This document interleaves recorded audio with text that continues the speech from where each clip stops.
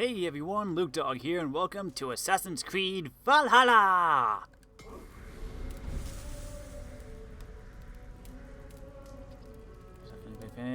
Keep your saves and progress across all platforms, unlock additional rewards, access the network, blah blah blah.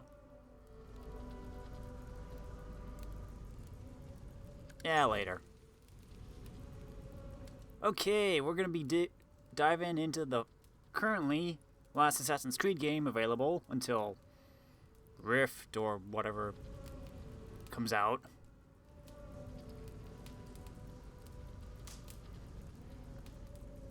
Time to experience the Middle Ages in England as...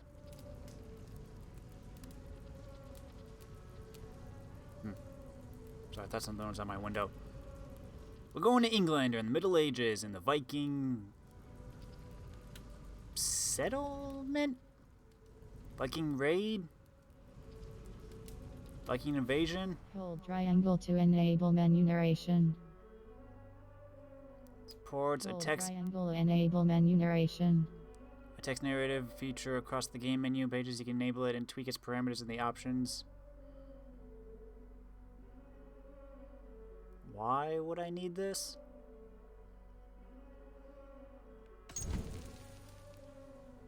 These are just some options you should consider tweaking before starting the game. Many more available from the title screen and main menu. Using a proper option configuration.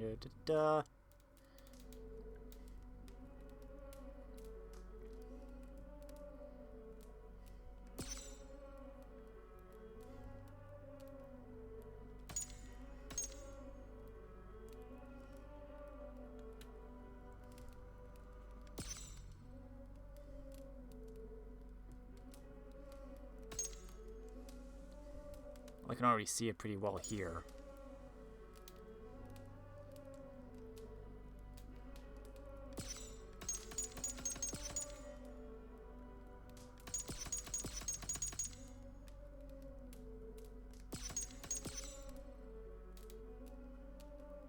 Maximum intensity and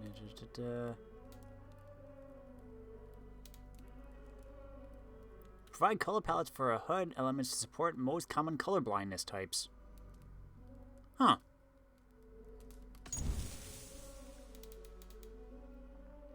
Some options use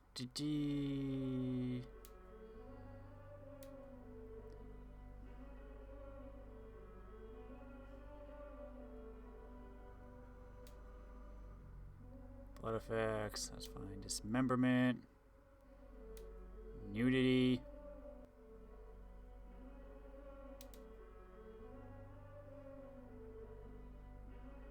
Crouch toggle, yeah, that's fine. Aim action.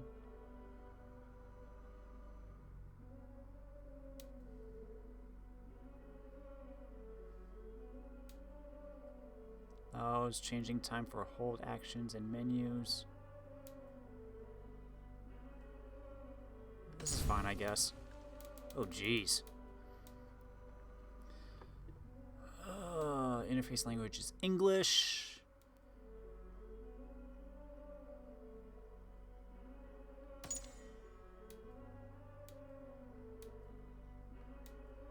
We'll go medium for now. Game icon size.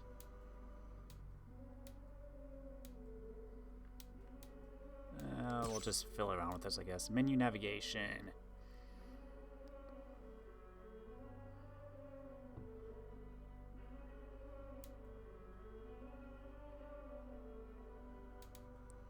Sound. It's going to be in English.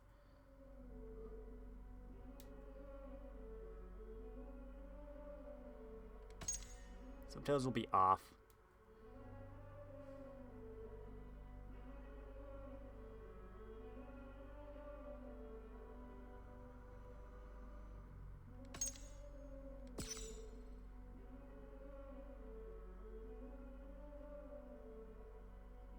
Turn the in-game closed captions on or off.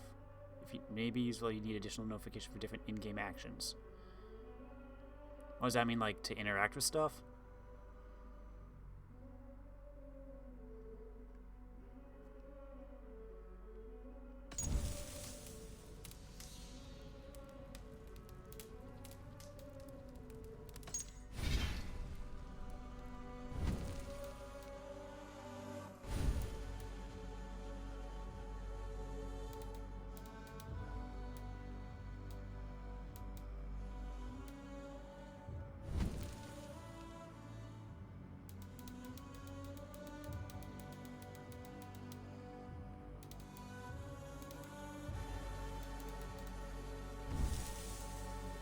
Okay, we'll figure this stuff out later. First, I want to do the Discovery Tour.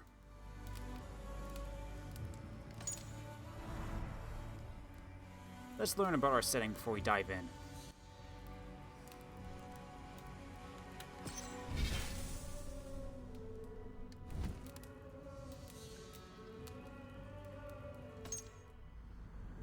Apparently this has like an actual story mode or something to it.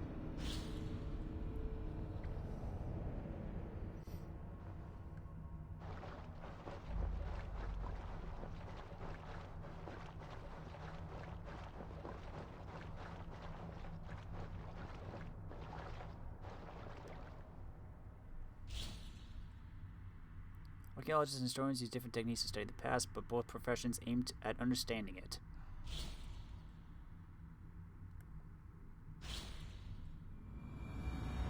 Okay, let's see what this one's like.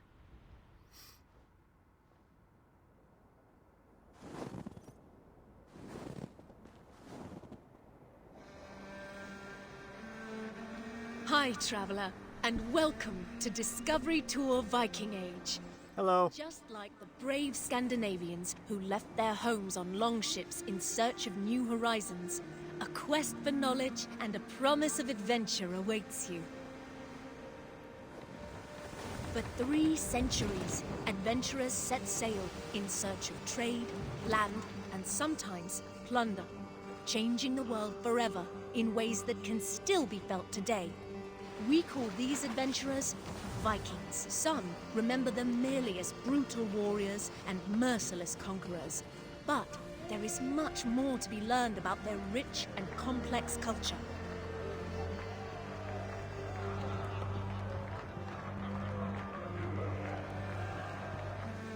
History will come alive for you through the eyes of those who lived it. Norse merchants looking to make their fortune, an Anglo-Saxon monk in search of his life's meaning, and even King Alfred himself. You will follow their deeds, both great and small, as they navigate their eventful time in places known today as England and Norway. But fear not.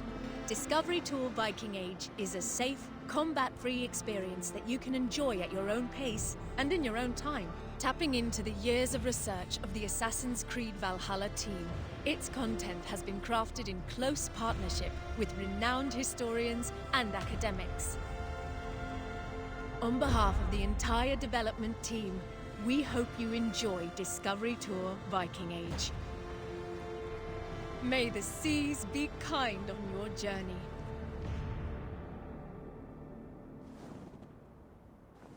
From what I've heard, a lot of people prefer Odyssey's Discovery Tour, but they say this is pretty decent. So, we'll see.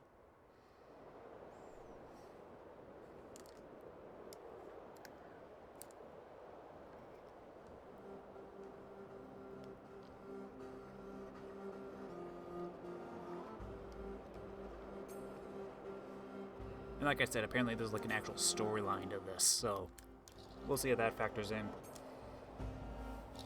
We're probably going to be playing as characters, then it'll show like different aspects of Viking life or something.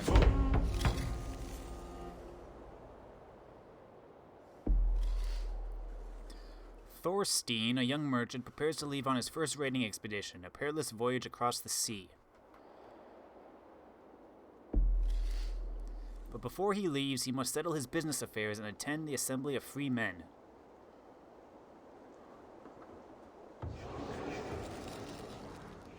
Stavanger, Norway, 866. Your father would be happy to come to the farmers' company. You'll be off raiding for months, not years. Shorter than your trade routes even. The farm and I will still be here when you return. And return I shall. You had better, or I'll come find you. Trick, do you have any questions for me before I leave? No. I'll take good care of Gunhilda's reputation while you're away. I doubt she'll need help, but I'll be glad to know you're here all the same. Come, Thorstein. The market waits for no man. Coming, my love.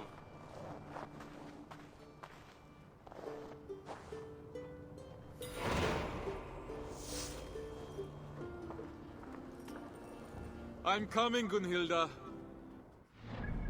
Okay, hold on. Ooh, whoa.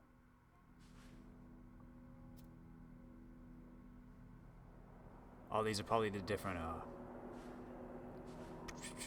quests or whatever.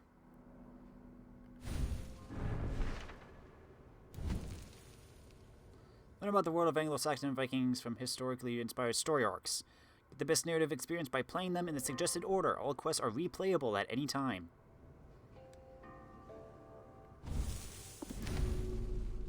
Each new piece of historical knowledge, whether from quests, discovery sites, or elsewhere in the world, will be collected here. To unlock and learn more about a specific topic, look at its menu entry and complete the given objective. Each behind-the-scenes station discovered in the world will be collected here. Explore the world to unlock them all, or look at their menu entry to know more about how to unlock a specific one. Unlock new cosmetics, companions, and gear for Assassin's Creed Valhalla by exploring the world and completing quests. This is a unique offer reserved for DLC players only.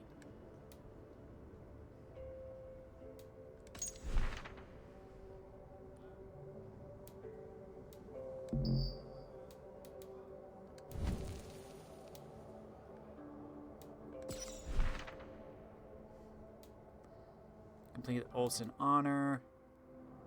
All quests. Barter for peace.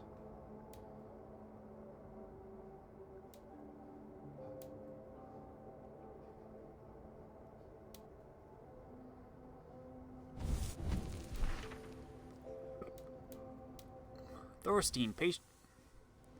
When exploring the world outside of a quest, you can customize your appearance by selecting a playable character. Patient, honorable, Thorstein yearns to be a great merchant, married to Gunhilda. Brother Aelric, kind, determined monk whose aim is to keep his faith and love for his god. Member of the Brotherhood and former employee of Abstergo Industries. Protagonist, skilled fighter and strategist. Eivor's adoptive brother as a child. Unlock this exploration character by visiting 5 discovery sites. A weaver, tenacious, patient, practical, and married to Thorstein. Soma, Jarl of Cambridge, friendly, determined, and empathetic. Basim, calculating, an agent of chaos, a fickle trickster, and capricious.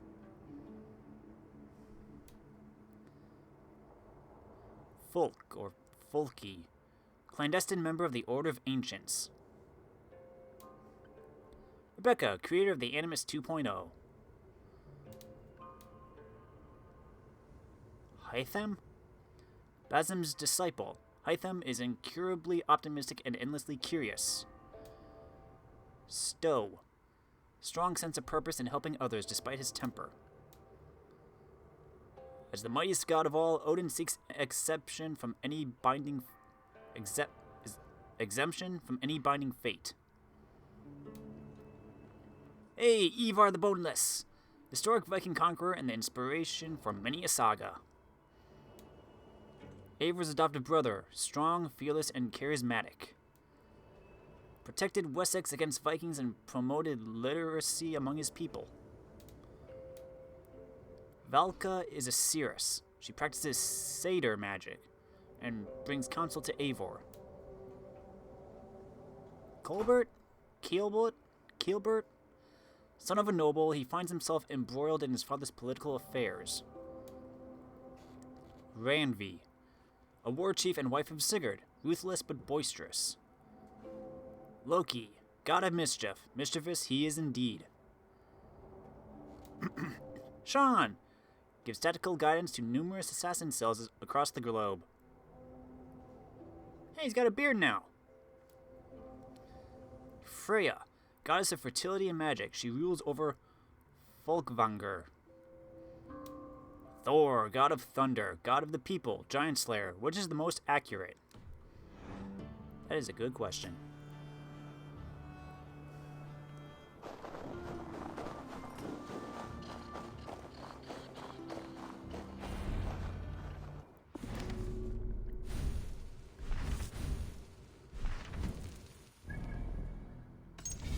Main. There we go.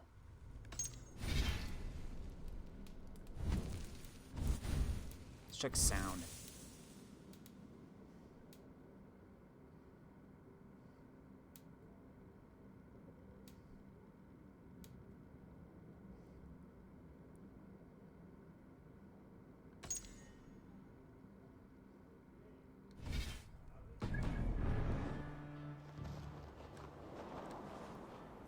Ooh, circle is crouch. Interesting.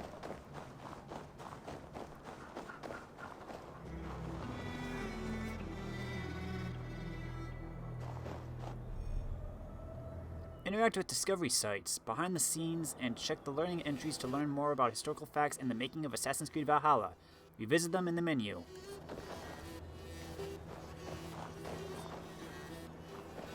You coddle him, my love. He's a grown man, not an errant child.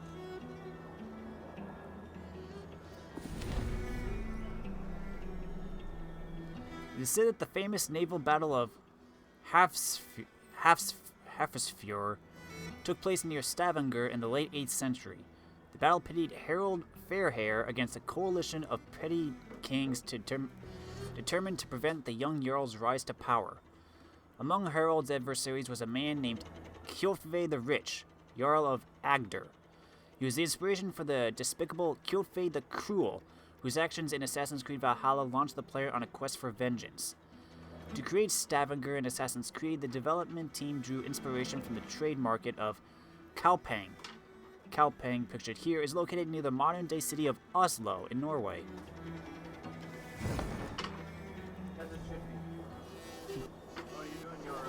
Discovery tour. My love. He's a grown man, not an errant child.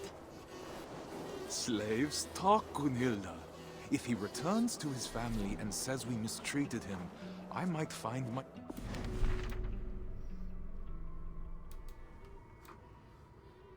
Stavanger was built as a... Already just did this one. Okay.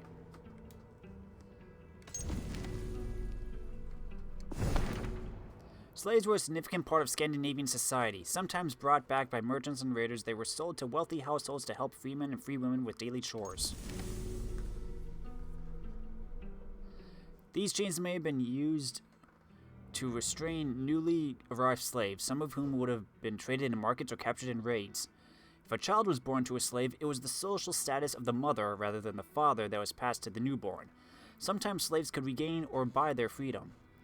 A bondi, free man, could also, under extreme circumstances, renounce his status in order to sell himself and his family as slaves.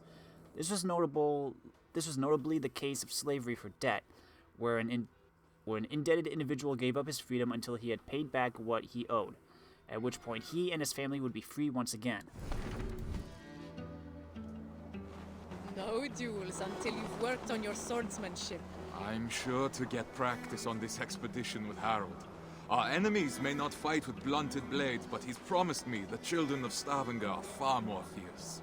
The children who struck you as you lay sleeping, then ran away laughing. Bonder, or freeman, handyman, formed the core social caste of early medieval Scandinavia. They worked hard on their farms alongside the women of their households.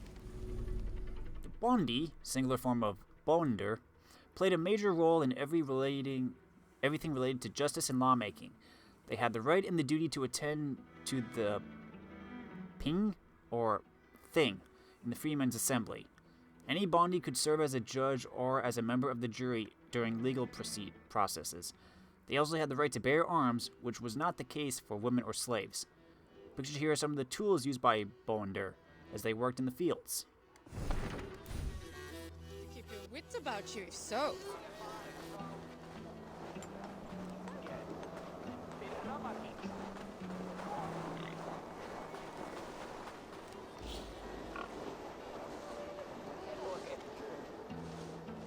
Stavanger, as with many cities in Assassin's Creed Valhalla, is based on an existing city, also called Stavanger. To reconstruct it, level designers and artists used maps, pictures and drawings by archaeologist Jean-Claude Golvan as references, adding alterations for gameplay purposes. While not all the towns resembled Golvan's drawings, some iconic details helped give a Scandinavian signature to the towns and settlements of the game, easily recognizable by players. Narrow streets, docks, and a salient longhouse in the distance, they all incite exploration and the need for adventure.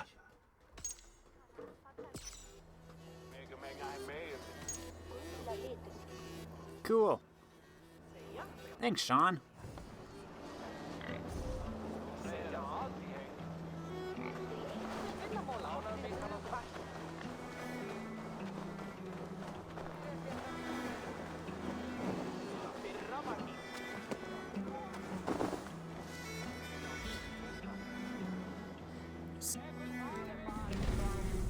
Ancient Scandinavia was not all ice and snow. It included green, lush landscapes like these Norwegian islands.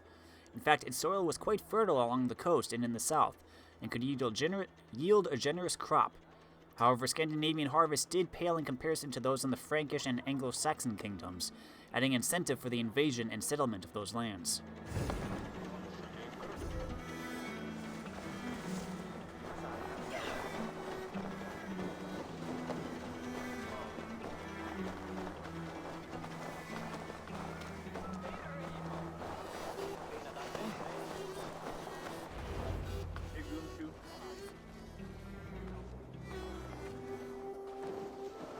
Ulf, good morning.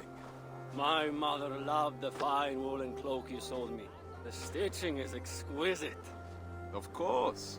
My wife takes great pride in the needlework, with good reason.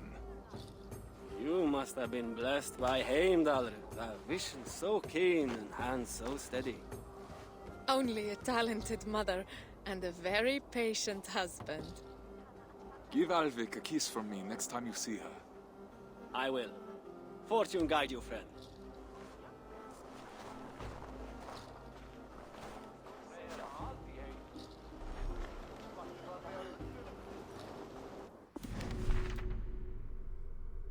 The Gothi, or Lawkeeper, a leader of the community and held great social and political influence in medieval Scandinavian society, presided over the Thing, the assembly where decisions on trade, war, and politics were made.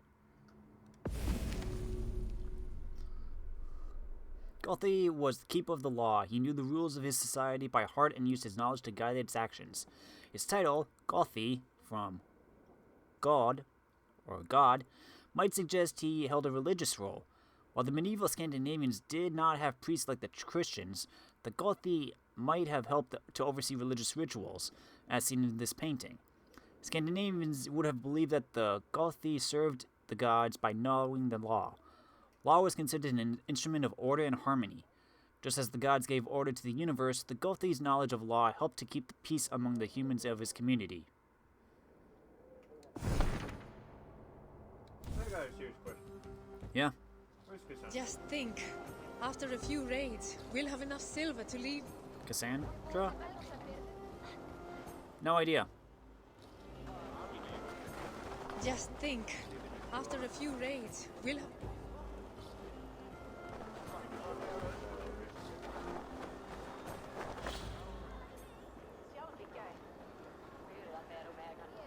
In 864, many small kingdoms laid claim to the western coast of Scandinavia. They struggled for wealth and power, and many sought to control a valuable sailing route, the North Way. A cargo ship following the North Way would leave the Oslo Fjord, cross the Skagerrak Strait, and enter the North Sea. It would then hug the Atlantic coast to the North Cape, and eventually arriving at the White Sea. To maintain power, kings needed to keep wealth flowing to their allies and followers. Controlling part of the North Way could help a king to keep the riches coming and keep his followers happy. These holdings allowed the young King Harald to dominate the trade route and rise to great political and social power. This map depicts the estates held by Harald Fairhair along the North Way.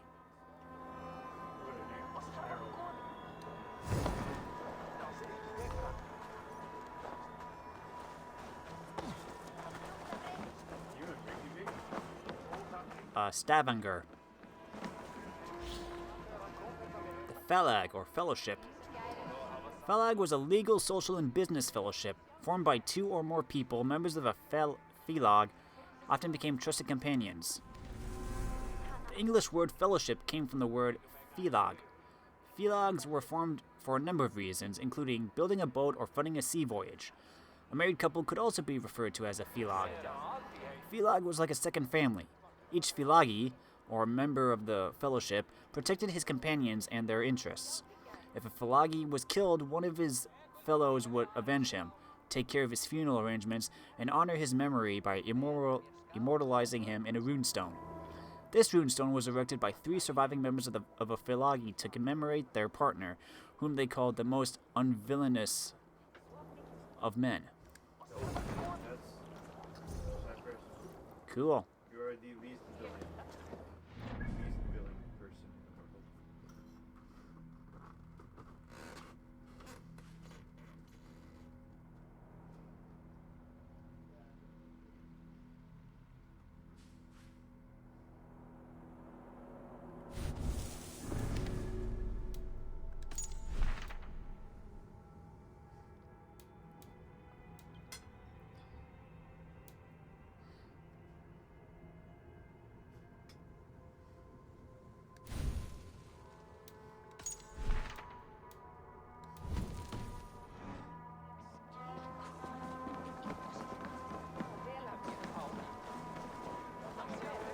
Just think. After a few raids, we'll have enough silver to leave this place for good.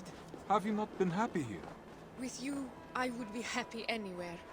But Stavanger is small. Too small for the grand dreams of the shepherd girl. And why not? Even a worm may one day hold up the sky. Come, Mikael has promised to aid you in my affairs while I'm at sea. You'll have plenty of time to dream while I'm gone. Should we go back and forth between Scandinavia and America? Maybe. I just started this. Gunhilda is a shepherdess, weaver, and eventual patron of the Scandinavians in Jorvik. She is married to Thorstein, a merchant from Stavanger. Together they have plans to move upward in society by putting Thorstein in the service of a great jarl and growing their riches. After Thorstein gains the attention of Harold Fairhair and begins raiding for him, Gunhilda uses the wealth Thorstein brings home to secure additional trade partnerships. Through prudent investment, she builds their fortunes until she and Thorstein have enough to purchase their own ship. She also puts together the Philag guild or group that will travel with them to settle in England.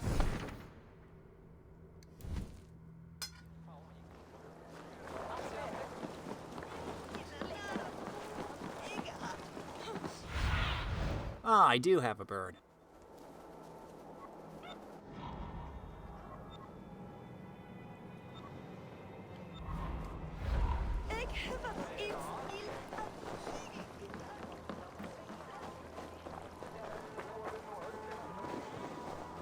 I think I've ever been back to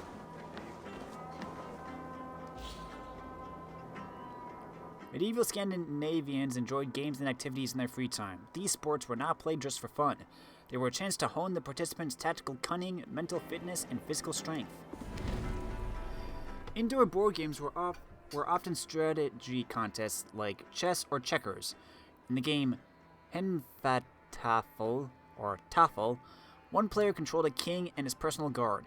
He had to survive against the other player's group of attacking pieces who were placed around the 4 sides of the board.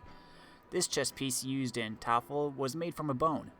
Pieces could also be made from other materials such as wood, tooth, and walrus ivory. Outdoor sports were very physical and competitive, requiring strength, endurance, and agility. One activity was the glima, a form of wrestling with no holds barred. In the glima, each wrestler had to struggle to keep his opponent pinned to the ground. Medieval Scandinavians also loved to ski.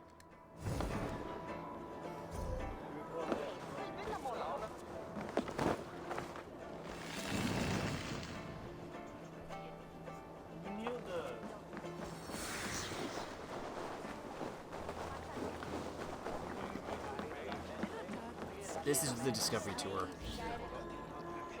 Eivor.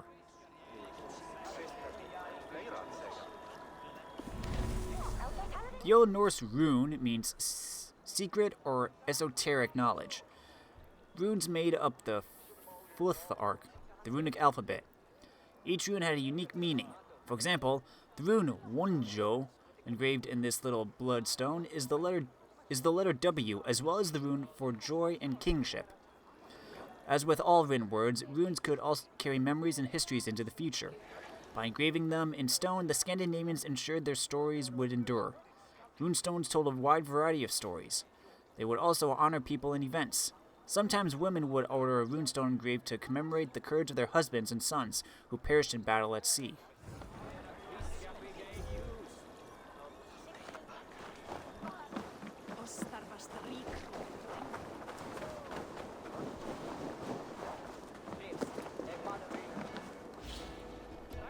The die is cast. How to resurrect a 1,000-year-old board game. Even warriors get some playtime. Indeed, it seems that Vikings played board games that involved throwing small objects, such as carved wooden figures. However, the team couldn't find any clear rules for these games.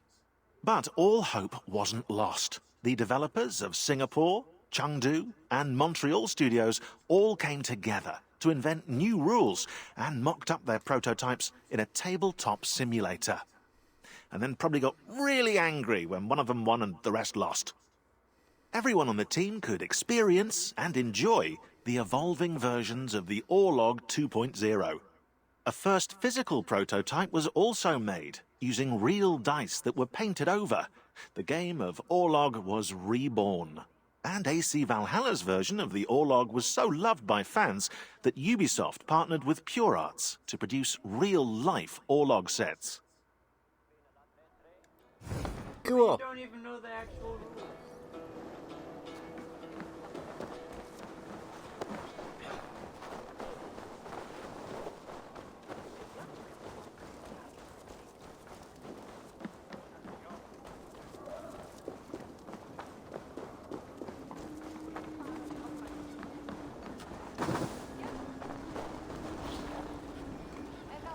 Hamingya, a family spirit. Spirit of a family was responsible for its luck and prosperity. Bound each family member together. Luck could be shared with family and friends, but it had its limits. The Hamingya had to be treated with care and respect.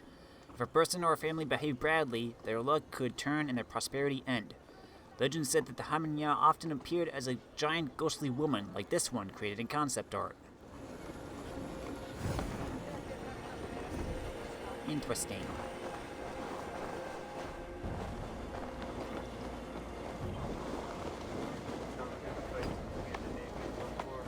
I don't know. Maybe. Pharaohs and origins.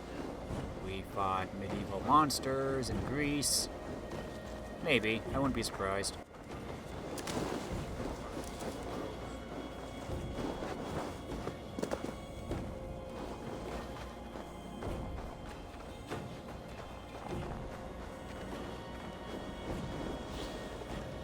The art of making charcoal. When burning wood is exposed to oxygen, it turns to ashes instead of charcoal. To prevent this, the Scandinavians covered their fire pits with turf, cutting them off from the air. This ensured their supply of fuel. Here is a modern recreation of this ancestral technique.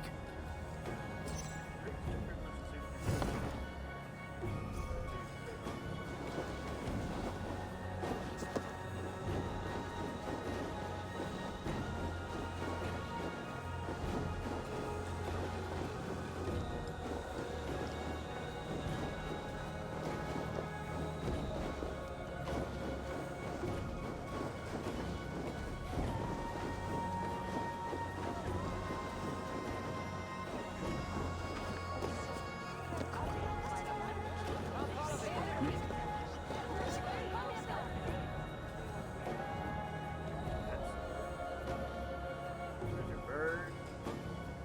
There's a big house. The Thing, or Assembly. Things were held throughout the year. The chieftain. From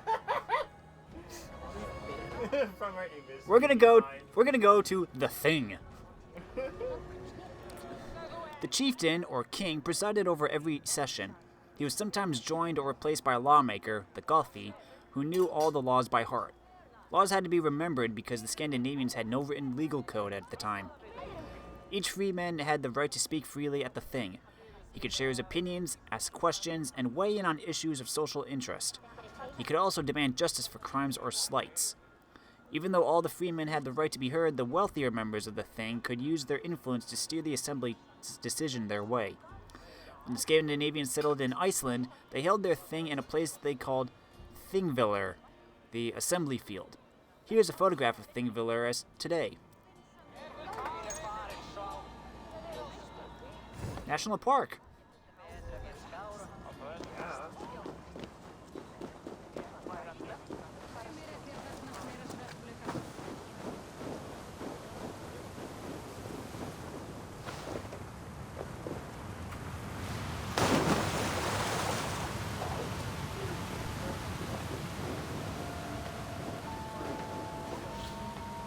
Music.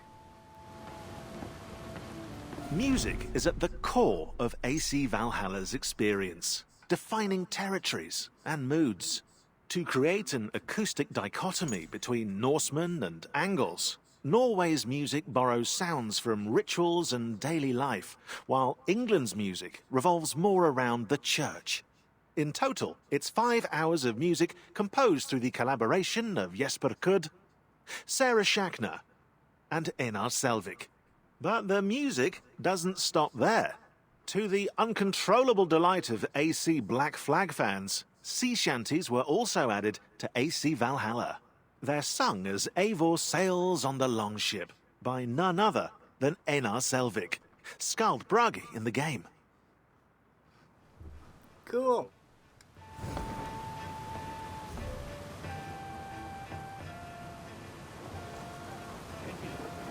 Yeah. Wonder what some Viking ones are going to be like. I believe in this one you can choose to either have them sing shanties or tell stories about themselves. A little more variety, you know? Yeah. Boy, was that it. The creation of Eivor, a hooded cloak and a red sash. Only a few subtle details hint at the assassin's background. Every detail matters when designing a main character. Personality, backstory, mannerisms. Eivor the Wolf-Kissed must have a noticeable scar, and tattoos to represent past events, beliefs, and clan affiliation. A mood board was made with various references from Mad Max's Furiosa to Major Motoko Kusanagi in Ghost in the Shell, which allowed concept artists to create compositions, silhouettes, shapes, and concepts. Then the character modelers designed the details, hairstyles, tattoos, outfits, and even leather stitching, while animators focused on body movement and facial expressions. Finally, actors Magnus Brun Nielsen and Cecily Stenspill were cast to give Eivor a voice, tailored to her or his personality. It's alive! Alive! Yeah, I believe a lot of the cast in this game were actually from, like, the Vikings TV show.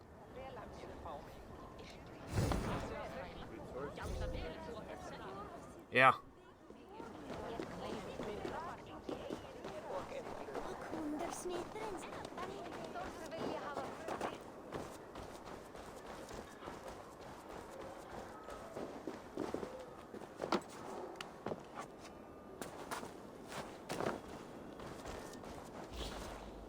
Kin and household. Family members shared more than blood. They were bound together by a spirit called the Hamingja. The Hamingja was responsible for the prosperity and luck of the family. Family mattered more than on the spiritual level. It also defined a person in the eyes of the law. Rules about landholding, inheritance, and more were all centered around the family, rather than the individual. A person who did not know their lineage or ancestry was not legally recognized. It was common practice to honor one's kin, whether living or dead, by engraving their stories and deeds on runestones like this one. The Hillesjö Stone, Sweden.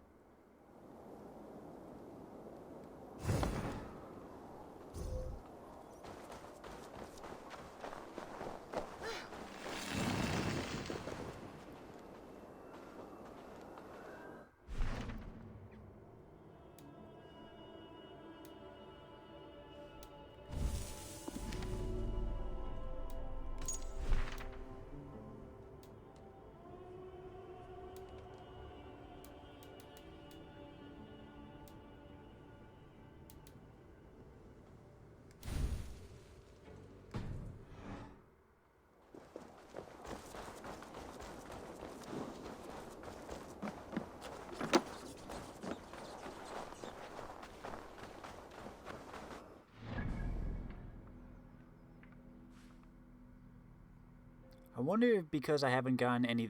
Oh. Yeah, that would make sense. Because I haven't gotten any of these viewpoints in the game, that's why there's nothing showing up in the map. Because when I did Odyssey's Discovery 2, I did that after I completed everything. So the whole map was revealed. But for, not Odyssey. Origins? Origin, yeah. You did it for Origin. Yes, but those did not have like these look around discovery things. They literally just had the paths Oh, yeah. of the society. Themselves, Yeah. not None of these like sites or whatever.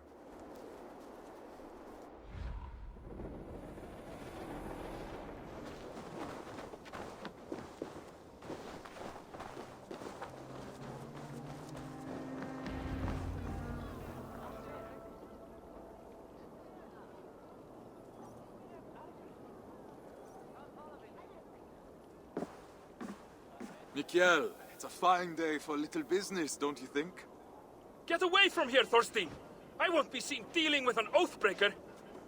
A what? Keep your voices down. On what grounds do you base this outrageous claim? That is for you and Bjorn to discuss!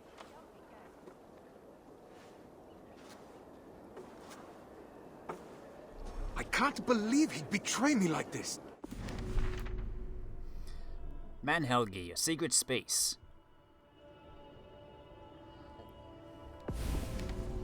The Norse believed that each person had a sacred god's giving right to feel secure and at peace. A good way to understand Manhelgi was to think of it in terms of space. Each person's spirit was their own sacred place, like a temple. To attack or step into another person's space without asking was an act of trespass. It violated not only one person's boundaries, but the Manhelgi of all that person's ancestors as well. This means any insult had to be answered quickly and decisively. This runestone depicts one such insult being answered. At the top, two men, possibly the hero Sigurd and Gunnar, king of the Burgundians, are fighting each other to defend their honor and integrity. Gotland Museum, Visby, Sweden.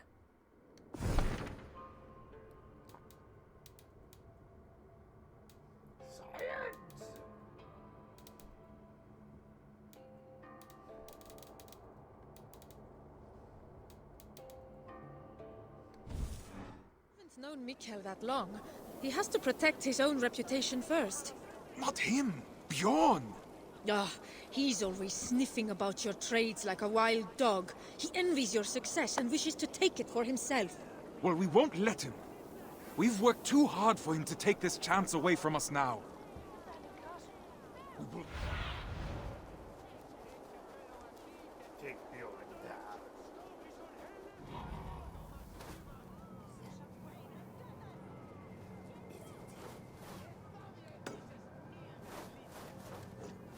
Yeah, we're going to the mountains.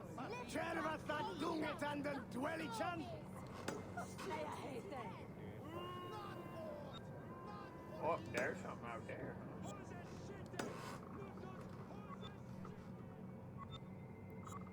There's a bunch of stuff over there, too. And something close by. We will not let Bjorn get away with this, I swear it.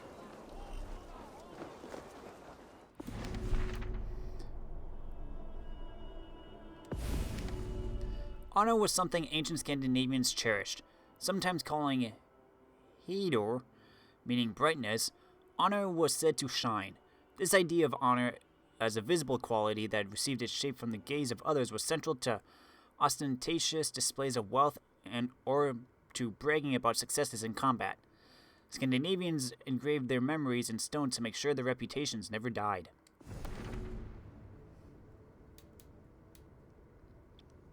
Insulting an individual injured both him and his family. Vengeance was the only proper answer, seen not as a sacred duty, but as a vested right. By choosing inaction over retribution, one risked becoming a Njoinger, a shameful individual. A feud was one of the legal ways to restore a person or clan's honor.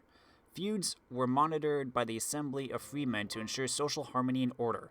All collateral damage had to be paid for by the participants in the feud, including Wergeld, the price of a man.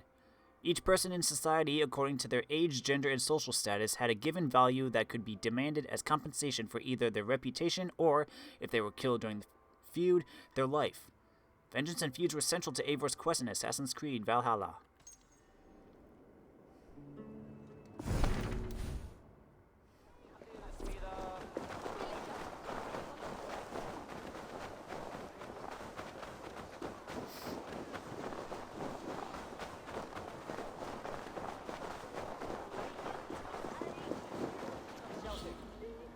Fashion, a status symbol. Deep, richly colored fabrics were valuable. Rich colors meant that the material had been dyed more than once. Because dyeing was expensive, wearing colorful clothing was a sign of wealth. Some colors were intended specifically for high society. According to archaeologists, blue fabrics were often worn by the very wealthy. Jewelry was another sign of social status. The more expensive the jewelry, the wealthier its wearer. The size, material, and quality of pieces of jewelry determined their value. Silver was the most common metal in jewelry. Gold would have been worn only by very wealthy individuals. Colorful glass or stone beads were also prized fashion accessories.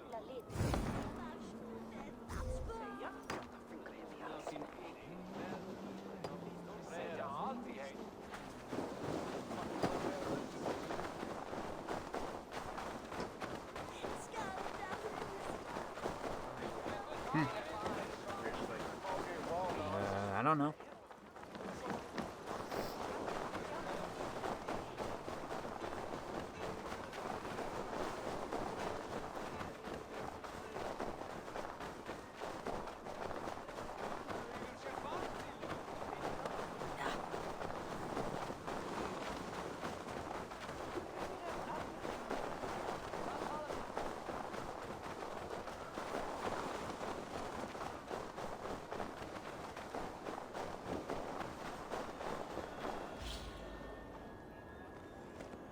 Did you?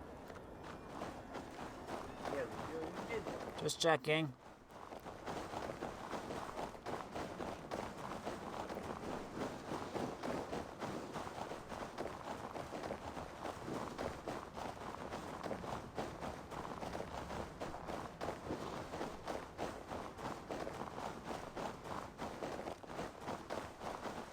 And when was the last time we had snow in a game? AC3 and Rogue.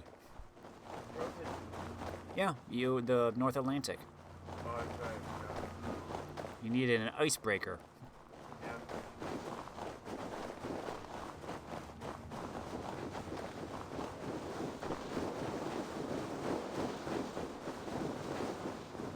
Isn't it crazy that road? Like the last we did.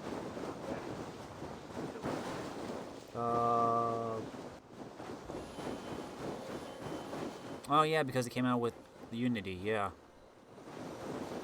So yeah, Black Flag was before that.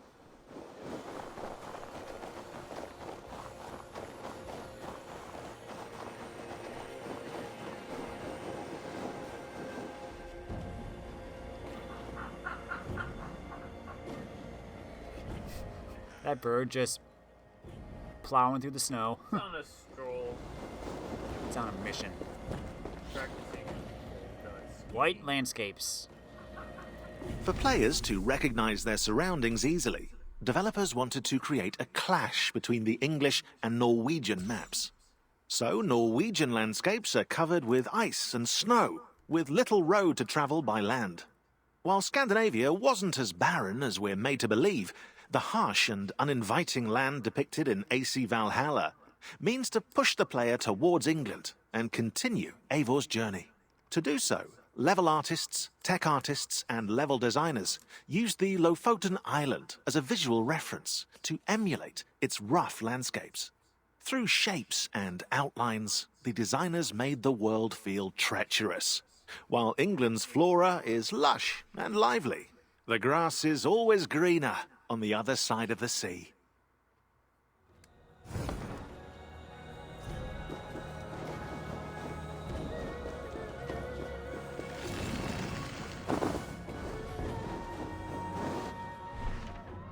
Basim.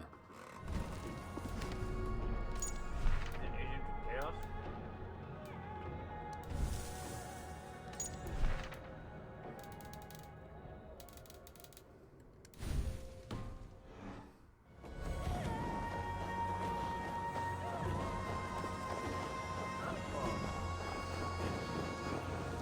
not fall and not fall.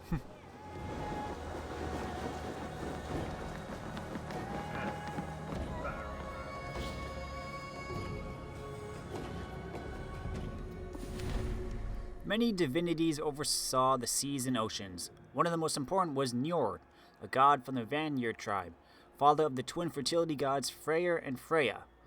Njord looked after the sea, the wind, and fishermen like those aboard this ship. Another sea divinity was Aegir. He was not a god, but a giant, and the embodiment of the sea itself. His name even meant sea. Legend said that Aegir sat at the head of a great underwater hall where all those lost at sea would join together and feast beneath the waves. Aegir's wife, the goddess Ran of the Aesir tribe, was not as kindly as her husband. She would stalk reckless sailors and shipwreck victims, trap them in her nets, and drag them into the watery depths to drown.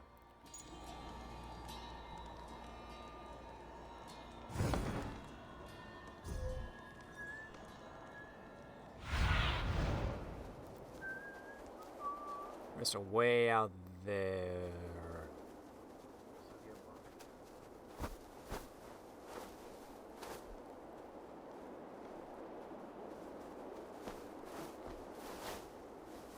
I'm a bird. C'est new vision. Good thing I do multiple marks.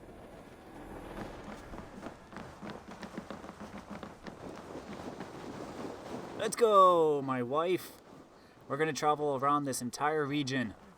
Through the snow. I know you're dressed for it. Are you gonna jump on? Nah. Warning, stay in your ally. No. That bird's still walking. That bird does not care about the snow. It's just like, I don't care. I'm gonna keep walking.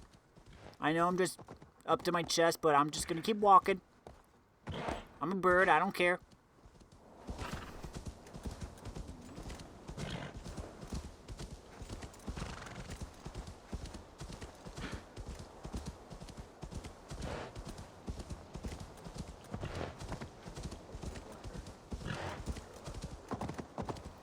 Some say that bird is still trudging through the snow to this day.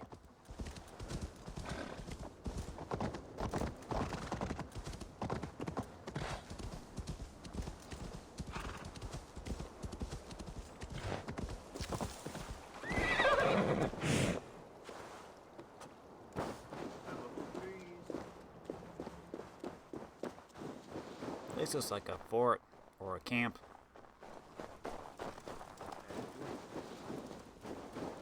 Hey, boys. Eikundarson. Grooming and hygiene.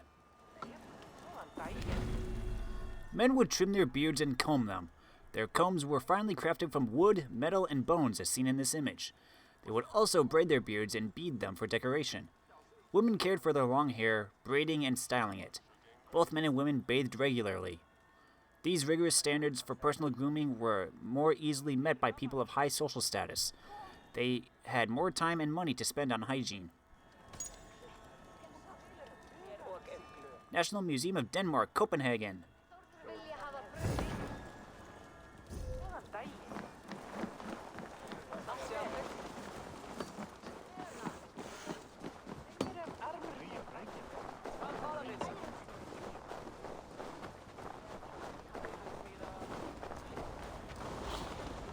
Why leave Scandinavia? To be a landowner was to have high status in Norse society. The wealthiest Scandinavians controlled vast estates. Land could increase both a person's power and their wealth. This made it very desirable. It was also very hard to get. There weren't much land in Scandinavia that was arable or good farming or good for growing crops. Furthermore, Norse land ownership was complicated. It was believed that a person's forebears continued to inhabit their Othal, or ancestral territory, beyond death. Because the family's ancestors lived on in the land, it could not be divided. When a parent passed away, their land could not be split among their children. It could only be possessed by one family member at a time. That left many people unable to inherit land, and many people attempted to leave Scandinavia and seek it elsewhere. They might have found a fresh start in a community like the one pictured here, an image settlement in Northumbria.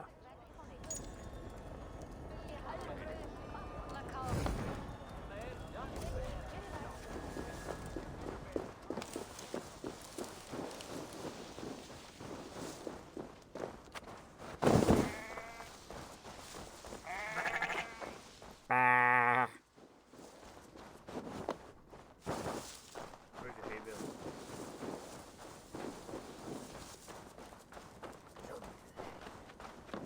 Everyone with many stockings on seems to be your brother.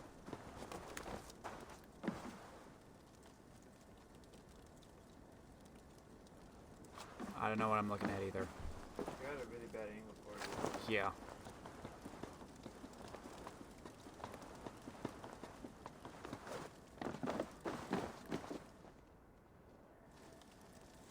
That's better.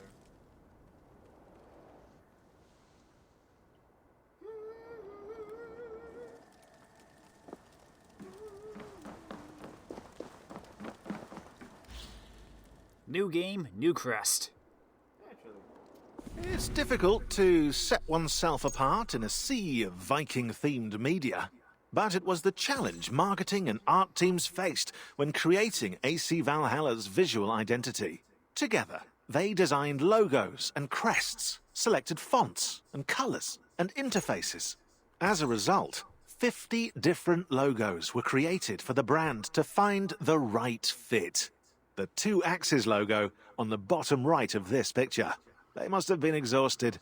The turquoise color was added early on as a nod to the aurora borealis that illuminate the Norwegian skies. 2 axes for dual wielding form the A of Assassin's Creed. At their end, the outline of a longhouse rooftop with delicate engravings to underline Norse crafting skills. Finally, the faded grid in the background serves as a reminder of the Animus simulation. Cool.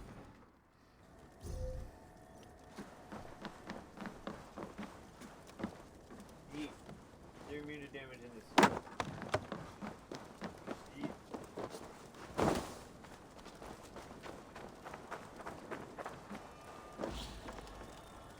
Dividing the spoils. The biggest piece of the pie went to the owner of the boat. Sometimes this was the captain or steerman, but not always. If several people had helped to pay for the expedition, the wealth would be distributed according to the scale of their investment. The more money an investor had put in at the start of the voyage, the more they would receive at its end. Unfortunately, not all voyages had a happy ending. This runestone was erected by his son to honor his father and his crew, all of whom were lost at sea.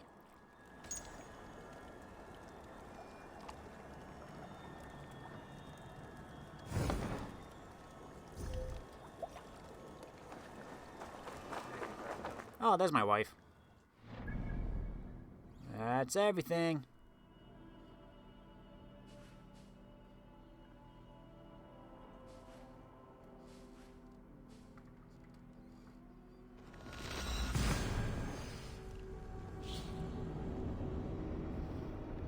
Hey, look, we get an actual interactive loading area. Wasn't there one in Origins? Yeah, Origins had one. Odyssey did not. Odyssey You just gotta had... see the masks. Yeah, Odyssey just had the pyramid and the masks. That was it. You couldn't run around like you used to. Running around is stupid. What do we get out of this?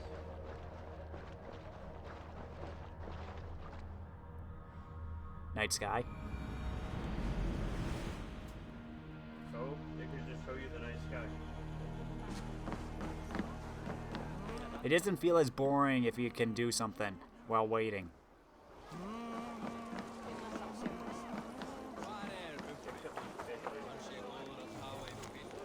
Thorstein, Oathbreaker, Thief, Liar, Traitor.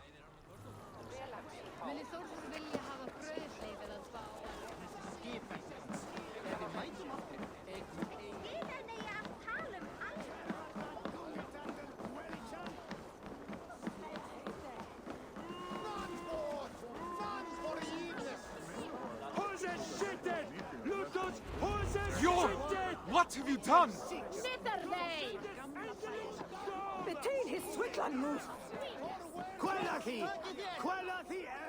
What falsehoods have you been spreading about my family's honor? Nothing but the truth. This sail your wife made, that you sold me, is as rotten as your intentions. You wish for me and my men to drown on the open ocean, where our bodies would never be found. Are you a fool? Even if I wanted to leave you stranded and sail west alone, Harold would never allow it. He would make me rescue you, and then we would all be doomed. I don't claim to understand you, Oathbreaker, but your methods are plain. I believe I'll go inform Harold of your duplicity. He should be arriving any moment now.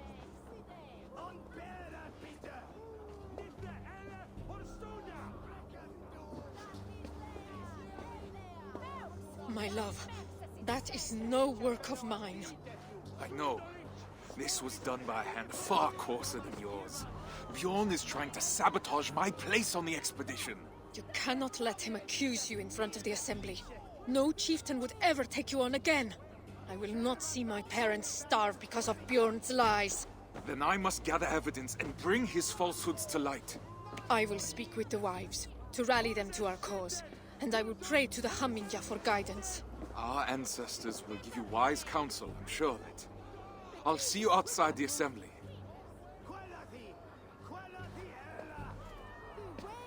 Go swiftly, my love. If I were an impulsive oaf, where would I hide a sail?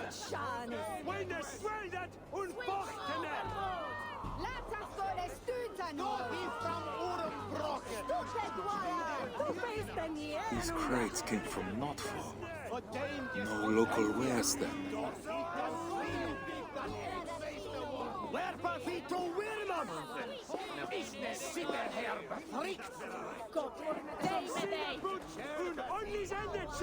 I'm pressing it.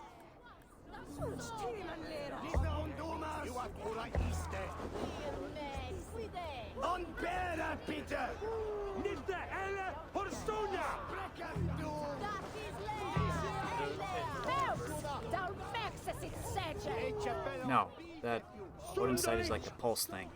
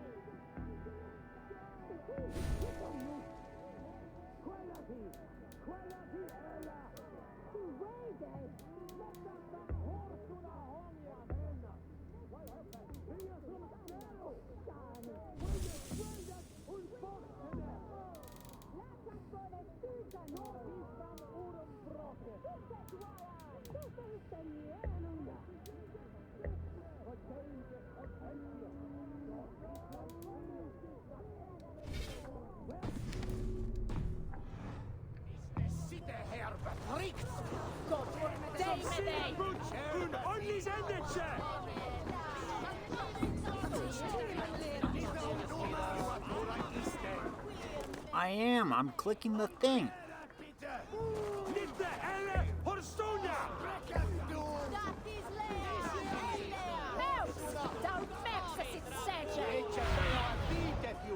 Now try it.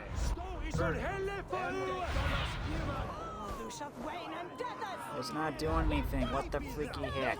Maybe you get controller first.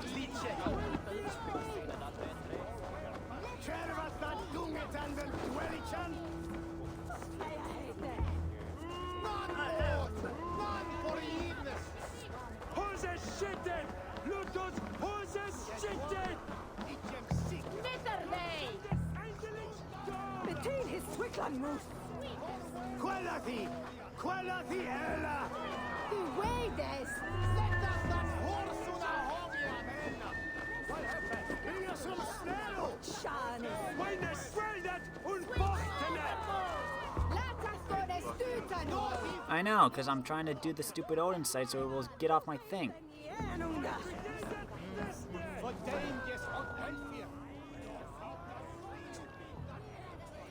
Tell me, did Bjorn accept any wares these past few days? Surely he did. I carried them myself. Wet and nasty they were, smelling as if they'd been stored at the water's edge. Did you happen to see what was inside? No, but it had that damp sheep smell. Wool, I suppose.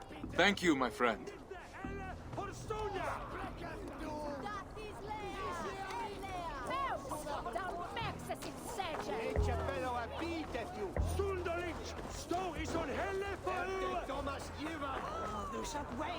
Is this another thing where it's like I haven't unlocked the skill in the game, so therefore... Oh, that's a whale.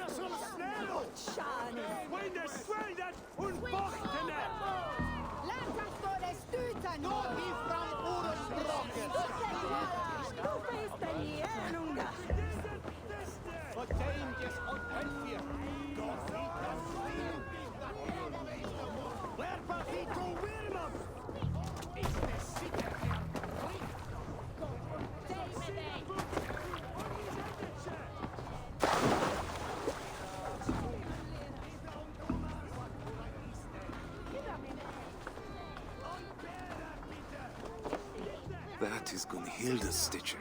So Bjorn planned to take her sail for himself after all.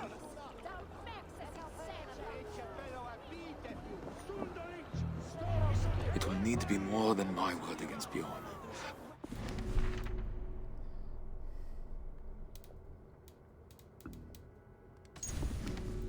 A Scandinavian was nothing without their community. By being banished from society and becoming an outlaw, a person was suddenly cut off from all people they loved and who gave them purpose. They were separated from their family and even their long-dead ancestors. Without a land, clan, or ancestors, an outlaw was considered no more than a beast, and like an animal, it was legal to hunt them. Banishment was a dire punishment for both the outlaw and his family. The shame and stigma of having a family member banished was great, and many families would do their best to forget that person. However, some chose to stick by the banished and share in their punishment. This was the case of Eric the Red, a famous Utlager. When he was banished from Iceland, his family left the island with him and settled in Greenland. Pictured here is a reconstruction of Erikstadir, the farm Eric lived in Iceland.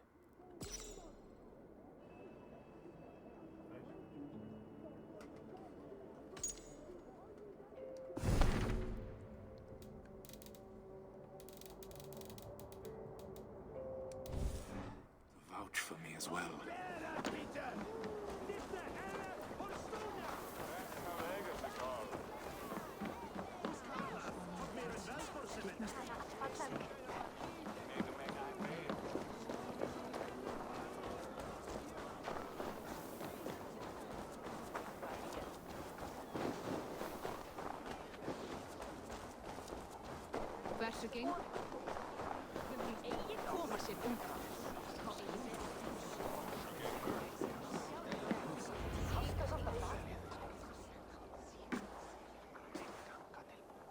Friends, neighbors, listen to me.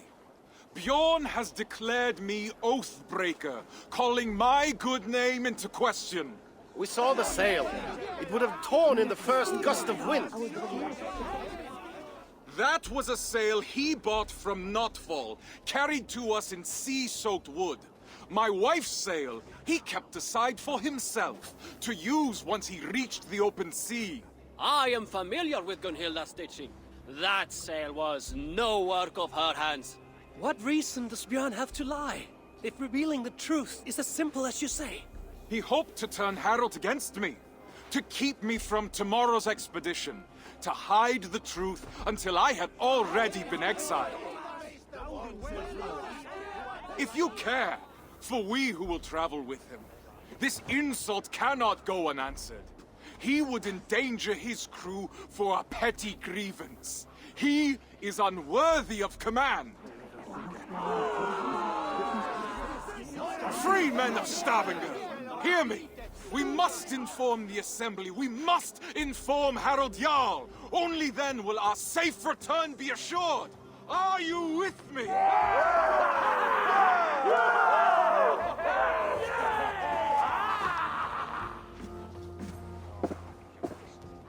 The Assembly is about to start.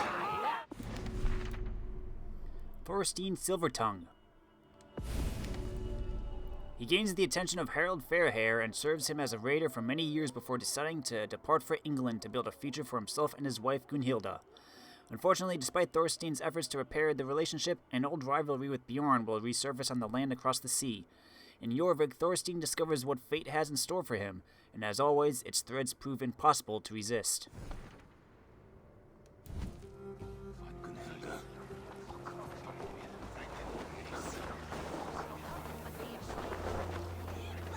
Rally the village!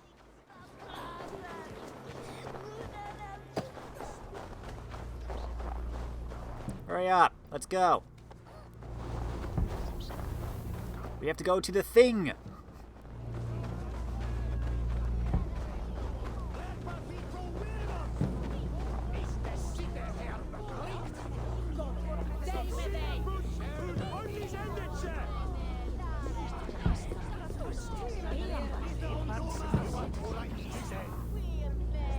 Oh, I thought I could keep walking. Oh.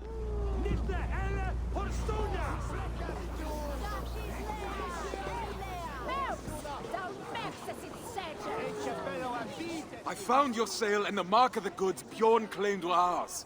His lies are already falling apart. You've done well, but I fear what you have found may not be enough to convince the Assembly. What will you do?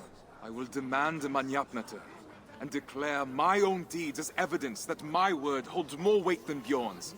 His reputation cannot compete with ours. A sound plan. I have rallied the wives to our cause and prayed to the gods. Even if you lose, my silver-tongued warrior, the women will make the Assembly see reason. I see my heart beats as fiercely as ever. Go now. Reclaim our honor. Forsetti, bless me.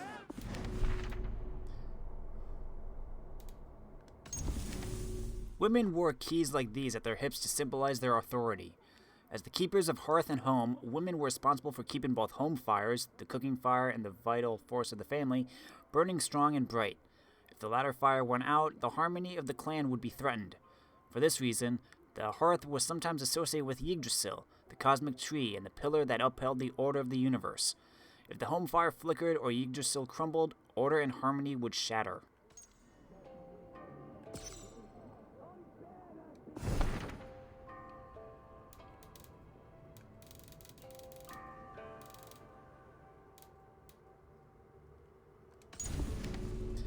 The Manyafnadr, or the measure of a man, was a duel of words fought between an accuser and the man he had accused.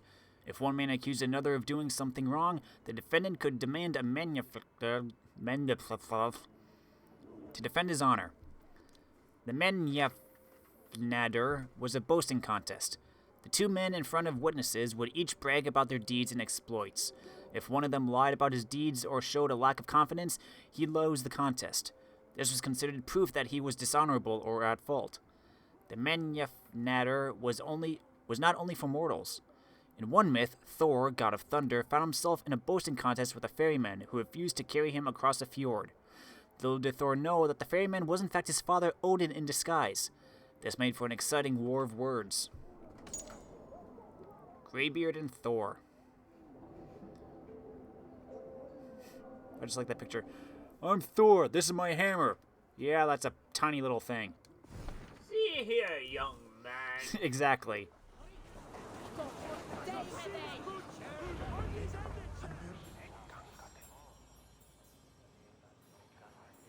Thorstein Oathbreaker, come to beg forgiveness with your tail between your legs. Men of the Assembly, Bjorn claimed the sail I sold him was rotten. But I have found Gunhilda's work hidden, and the sail he claimed was mine came in sea-soaked wood from Notfall. He sought to ruin my reputation to cover up his poor trade. All so he could claim Harold's favor as his own. Thorstein, if what you say is true, Bjorn is guilty of lying, injury to your reputation, and of an arrogance that could have led to the deaths of his crew and yours. Yet he was the one to bring you before the assembly. So now you must choose. How will you defend your honor? We will have combat aplenty across the sea. I choose the Manyapnatur. Come then. My tongue is as sharp as my blade. Declare yourself worthy, if you can. During the duel, listen carefully to what your opponent is saying. Select the most suitable and accurate answer within the available choices to win the duel. But beware, you only have a limited time. I'm the finest of navigators, at home on the sea.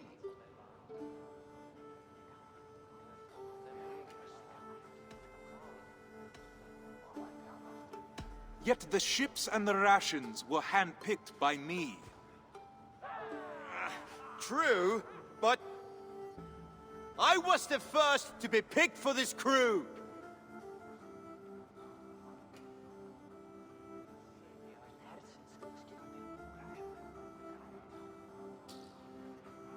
And Harold sought me when he already had you. How can he believe you are the better choice? You're playing him for a fool! You're a liar, a thief, and a braggart! A pest!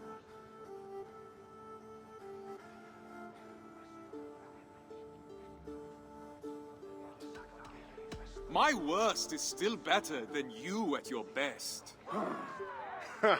No truer words have ever been spoken. It's a shame I have to step in. It's clear that Thorstein is the one who has been wronged. It is my suggestion that Bjorn be removed from my expedition and exiled, never to return. His lands and trade goods will be forfeit, gone to pay the costs of finding another navigator with so little time to spare. No, Harald. Do not draw more of my wrath upon yourself. I could have named you a murderer and demanded your death.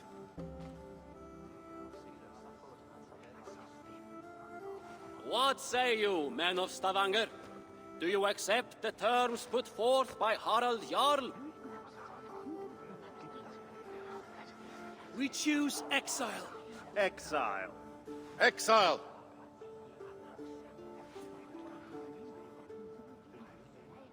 Then it is decided. Now come, Thorstein. We have a navigator to find.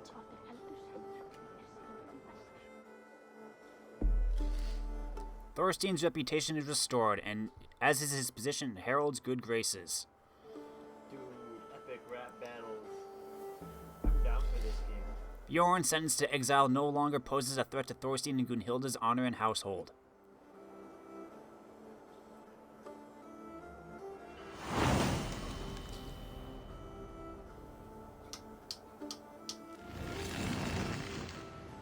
Elderman's set.